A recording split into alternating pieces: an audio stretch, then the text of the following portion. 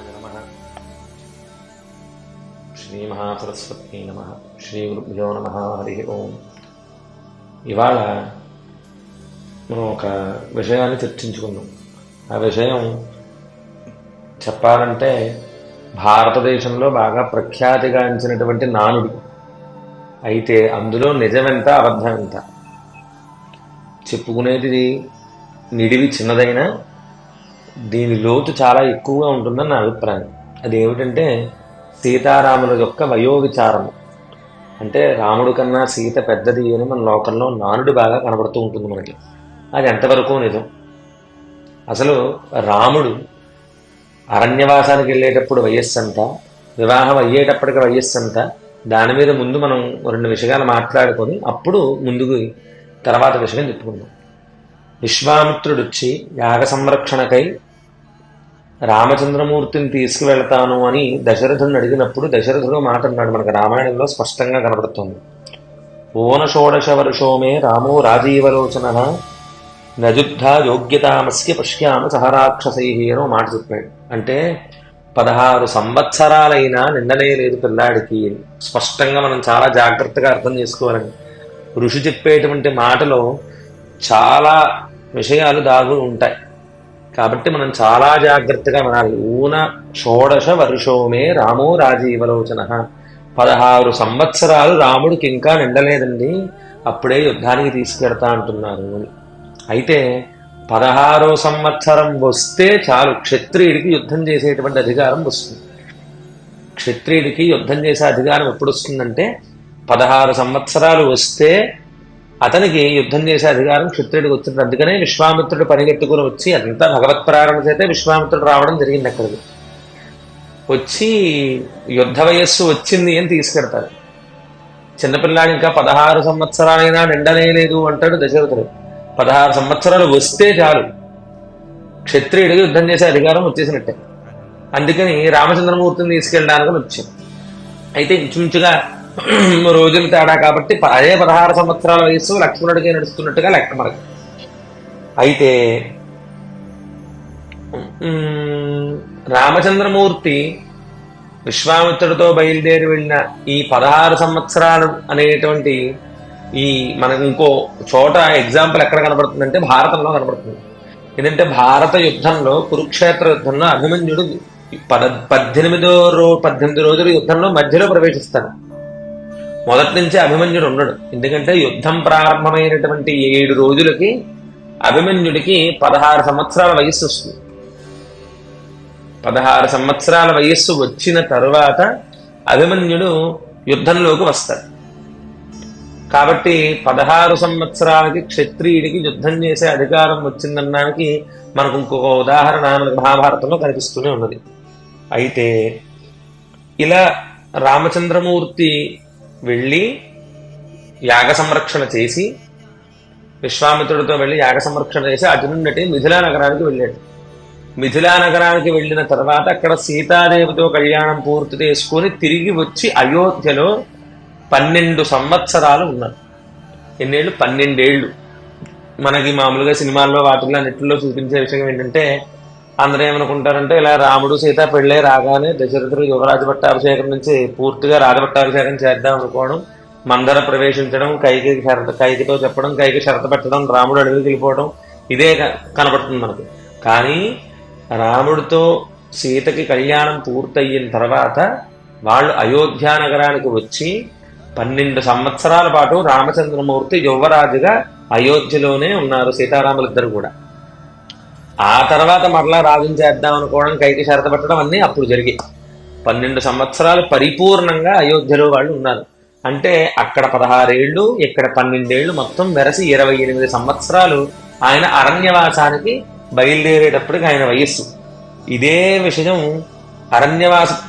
అరణ్యవాసంలో అమ్మవారు కూడా చెప్తుంది.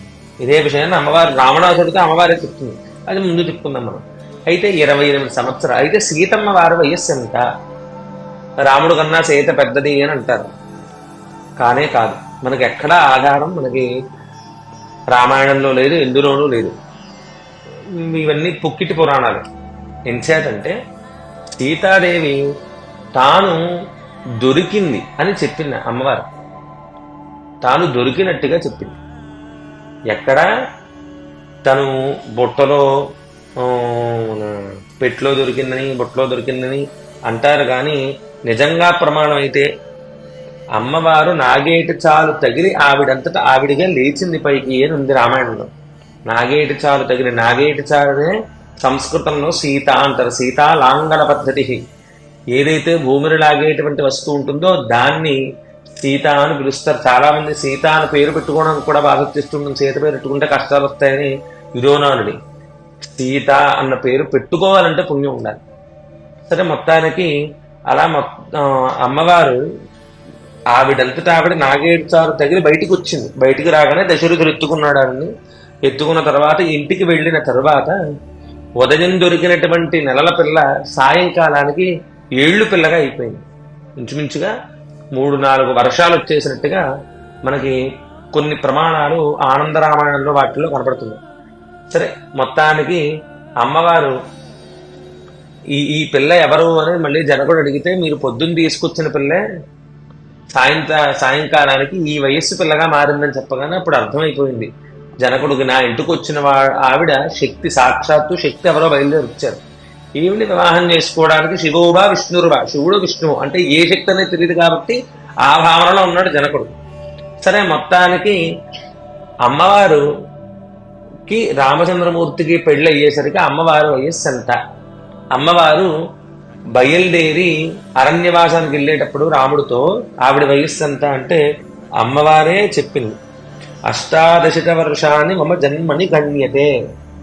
ఎలా అంటే పెద్దలు అరణ్య ప్రయాణానికి, అరణ్యవాస ప్రయాణానికి నా వయస్సు 18 సంవత్సరాలుగా తేల్చారు అని చెప్పింది అమ్మగారు. 18 సంవత్సరాలుగా తేల్చారు అంటే అయోధ్యలో 12 ఏళ్ళు ఉన్నారు వాళ్ళు. అంటే అమ్మవారికి రామచంద్రమూర్తికి వివాహం అయ్యేటప్పటికీ అమ్మవారి వయస్సు 6 సంవత్సరాల చిల్లర. అయితే 6 సంవత్సరాలకి పెళ్లి చేయవచ్చాన్ని, మరి ఇది కష్టం కదా, దాన్ని ఎలాగ మరి మీరు నిర్ణయించారు అని చెప్పేసి మీరు అనుకోవచ్చు. కానీ 6 సంవత్సరాలకి వివాహం చేసుకోవచ్చును అని చాలా శాస్త్రంలో ప్రమాణాలు ఉన్నాయి. పైగా ఆవిడ అయోనిజ. అందులో మనం చాలా జాగ్రత్తగా వినవలసినటువంటి విషయం ఉంది. ఎందుకనంటే సూర్యుడికి ఉదయాస్తముల వలె ఆవిర్భావ తిరోభావాలే ఈ అయోనిజులు. అంటే ఎవరైతే సాక్షాత్తు శక్తి స్వరూపులో వాళ్ళకి అటువంటివే ఉంటాయి. కాబట్టి వీళ్ళకి వయో సంబంధం లేకుండా ఆవిర్భావము నుంచే యవ్వనారంభం అయిపోతుంది. ఆవిర్భావం నుంచే తేజసాం హిన వయస్సమీక్ష్యతే, తేజసాం హి నవయస్సమీక్ష్యతే. తేజశ్వరుడుకు వయస్సుతో సంబంధం లేదు. తేజశ్వరుడు అంటే ఎవరైతే సాక్షాత్తు భగవత్ స్వరూపులు భూమి మీద ఆవిర్భవిస్తారో. ఎందుకంటే మనకి ఇదే ప్రమాణం మళ్ళీ భాగవతంలో కనపడుతుంది. భాగవతంలో రాసలీల చేసేటప్పటికి కృష్ణ పరమాత్మ యొక్క వయస్సు 8 సంవత్సరాల వయసు. కాబట్టి తేజశ్వర అంటే సాక్షాత్తు భగవంతుడికి ఇలాంటి అయోనిధులకి వీళ్ళకి వయస్సుతో సంబంధం లేకుండా వీళ్ళు స్వతహాగా యవ్వనంతో ఉంటారు. కాబట్టి రామచంద్రమూర్తి కన్నా సీత పెద్దది అన్న మాట తప్పు.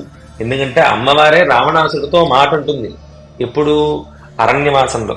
ఏంటంటే మమ భర్త మహాతేజ తేజ వజస 5 అని ఒక మాట అన్న అమ్మవారు. ఏంటంటే మా రామచంద్రమూర్తి అంటే నా భర్త మహాతేజ వయస 5. చాలా మంది 5 అనగానే 25 అని లెక్కేసుకుంటారు. 25 అని లెక్కేసుకుంటారు. కానీ ఆయన అరణ్యవాసానికి ఆయన వచ్చేటప్పటికి 28 ఏళ్ళు. 25 యుక్తా కాహ త్రయ. కాహ అంటే త్రయ అంటే 3, ఇంకొక 3 కలుపుకోవాలని మనకు అమరకోశంలో కనబడుతోంది. త్రయ యస్య ఇతిక శబ్దస్య వన్ని వాచకత్వేన త్రిత్వలాభ. స్పష్టంగా మనకి శాస్త్రంలో ఉంది. అరణ్యవాసానికి బయలుదేరేసరికి రాముడి వయస్సు 28 సంవత్సరాలు స్పష్టంగా, అమ్మవారి వయస్సు 18 సంవత్సరాలు. అంటే ఇంచుమించుగా 9 సంవత్సరాల చిల్లర రాముడి కన్నా సీతమ్మ వారు చిన్నది అని మనకు స్పష్టం అవుతోంది.